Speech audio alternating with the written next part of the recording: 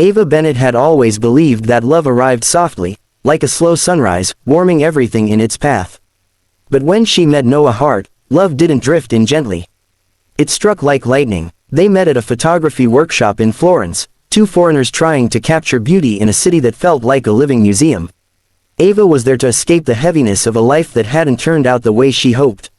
Noah was chasing a dream he wasn't sure he deserved. Their first conversation lasted 4 hours. Their first walk lasted until sunrise. Their first kiss happened under golden lights on the Ponte Vecchio, the river rippling below like it carried all the secrets of the world. And for 3 weeks, they lived inside a bubble that felt too magical to be real, two souls pulled together by something neither had words for. But magic has a habit of running out. Noah's mother fell sick back in Boston. Ava was offered an unexpected job in New York. They promised they would try long distance, promised nothing would change, promised the world wouldn't pull them apart. The world, however, had other plans. Long distance turned into short messages. Then silence. Then the heartbreaking acceptance that they were living separate stories now, stories where love was a memory, not a future. Years passed. Ava built a successful career as a travel photographer. Her pictures were published in magazines, framed in galleries, admired by strangers around the world. But she never captured anything with the same light she found in Florence, the light Noah once told her lived inside her eyes. Noah, meanwhile, became a well-known architect. He designed buildings that looked soft despite their steel and glass, structures full of warmth, humanity, and softness. People admired his work for its emotion.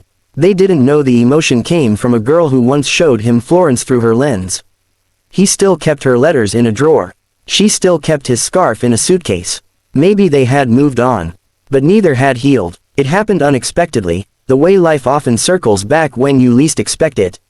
Ava was invited to exhibit her photographs at a major art gallery in downtown Boston. She hadn't stepped foot in the city since she and Noah drifted apart. She told herself it didn't matter, there were millions of people here. The chances of meeting him were close to zero. But fate doesn't follow mathematics. On the night of the exhibition, as soft music played and visitors admired her photographs, she felt a familiar warmth behind her. She didn't have to turn around to know who stood there. Her heart recognized him before her eyes did. Ava. Noah's voice was deeper now. But it held the same softness. She turned. He looked older, sharper, more tired, but still him. Still the man who made Florence feel like a heartbeat. Noah, she whispered, her throat tightening. For a moment, they simply stared, two people standing in the middle of a room full of art, yet the only masterpiece between them was the past. "You're here," he said, as if he needed the words to make sense of reality. "And you're exactly the person I hoped I wouldn't run into," she said with a weak, nervous smile. "But also the person I secretly hoped I would." He laughed softly. "That sounds like you." She felt her heart ache at the sound. Walking through memories, they ended up leaving the gallery together. No plan, no destination, just walking the way they once walked through Florence, side by side, not touching, but tethered by something unseen. "How's life?" Noah asked. "Busy," Ava said. "Beautiful sometimes, hard other times." "And yours?" "The same," he said. "Beautiful, hard, and full of things I wish I had done differently." She slowed her steps. "Noah," he shook his head gently, "let me say this. I shouldn't have let us fall apart the way we did. I was scared. My mom's illness, it consumed me. And I didn't know how to hold on to you while everything else felt so fragile." Ava swallowed. "You could have told me." "I know," he said softly. "But before I knew it, too much time had passed. And I didn't think I had the right to come back." A cold wind brushed Ava's cheek. "You always had the right," she whispered. He stopped walking. "Ava, are you happy now?" "Truly." She looked up at the stars above the Boston skyline. "I'm living a life I'm proud of. But happiness," she paused. "Some days it feels complete. Other days it feels like something's missing." He exhaled as if the words reached a deeply buried wound. "Same," he said. A few days later, Ava returned to the gallery to pack up the remaining artwork.